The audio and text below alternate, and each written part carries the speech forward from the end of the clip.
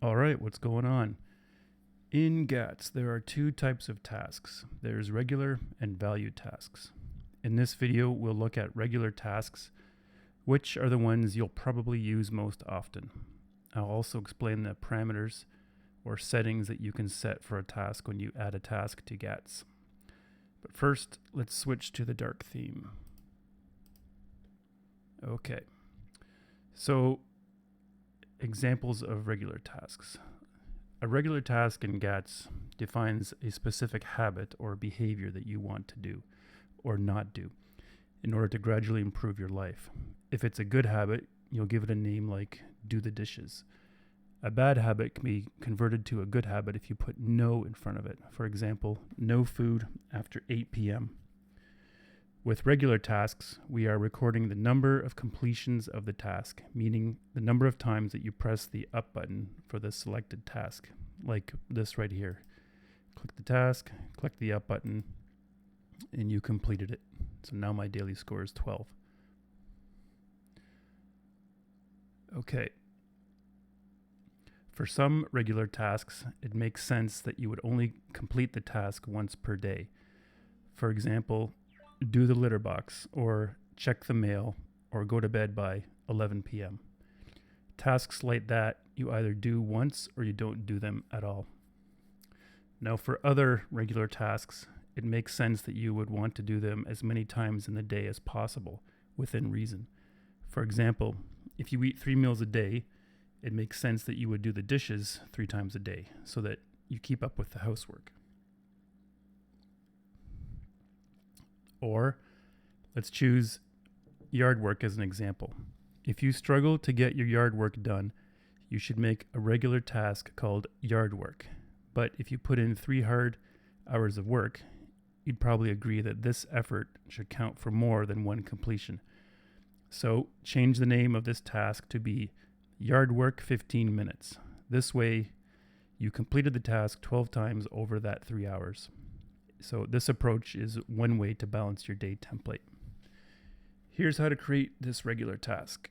So we'll pick a category, obviously seasonal chores. I had previously made this task before, so I'm just going to delete it.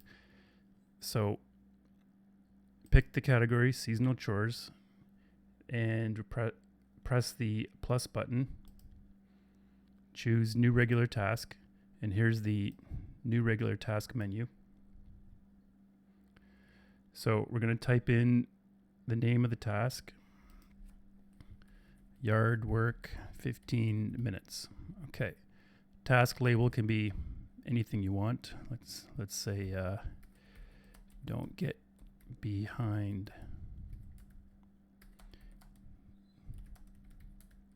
Okay. Now, the task weighting allows you to declare that completing this task once should give you more than 1 point. Let's say that you have a very bad habit of avoiding your yard work. Well, you can set the task weighting to be 2 or 3. That way, you incentivize yourself to do the work because you'll get more points. Now, since this is a task that you could complete many times in a day, let's increase the task completion max to 20. That maximum of 20 represents 5 hours of yard work in a day if your task is for a 15-minute interval. So you can set the task completion max to whatever you want, as long as it's above 0. Now, in some cases, you want to strictly limit the number of times that you can do a task. For example, if you have a task called read for 15 minutes, but you know that reading all day long is not a proper use of your time, you can set the completion max to be 4. That way, you can get credit for up to 4 completions of the task, but you're not going to go overboard and waste your day. So going back to our yard work example, the final task setting is priority task. Setting this to yes means that the task will flash on your day template to remind you visually that you really should do this task. If you complete the task, the priority task will stop flashing. So let's take a look at that now. Click OK to add this task. So you see it's flashing. If I complete the task, it stops flashing. If I want to change it to not be a priority task, I can edit it and change this back to no and click OK. All right. So that's all for now. Next time we'll look at value tasks. Take care.